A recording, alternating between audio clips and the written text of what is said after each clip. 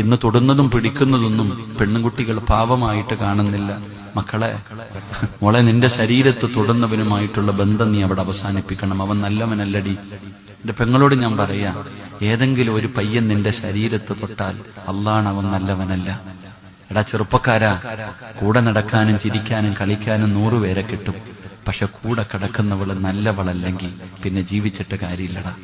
എടാ, ഒരു നല്ല പെണ്ണ് ഒരിക്കലും കല്യാണം കഴിക്കുന്നതിന് മുമ്പ് എത്ര അടുപ്പമാണെങ്കിലും നിന്റെ ശരീരത്ത് തൊടത്തില്ല. അല്ലാഹു ഈമാൻ തരുമാറാകട്ടെ.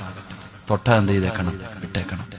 അല്ലാഹ് നിങ്ങൾക്കറിയോ, വലാ തഖറബു സിന ഇന്നഹു കാന ഫാഹിഷ വസാഅ സബീല.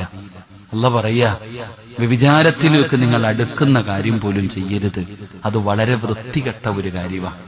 വസാഅ സബീല. ഖുർആൻ പറയുന്നു, എന്റെ പ്രിയപ്പെട്ട സഹോദരങ്ങളെ, അള്ളാന്റെ ഖുർആനാ പറഞ്ഞത് വസാഅ സബീല. എന്റെ അർത്ഥം എന്താ? അതിനർത്ഥം എന്താ? എന്റെ പ്രിയപ്പെട്ട സഹോദരങ്ങളെ, അത് ചെയ്യുന്നത് ക്വാളിറ്റി ഇല്ലാത്തവരാ. പച്ച മലയാളം ഞാൻ പറയണില്ല. അള്ളാന്റെ ഖുർആൻ പറയുന്നു, ഈ വ്യഭിചരിക്കുന്നത്, ഈ വ്യഭിചാരമെന്ന് പറയുന്ന കാര്യം ചെയ്യുന്നത് ആ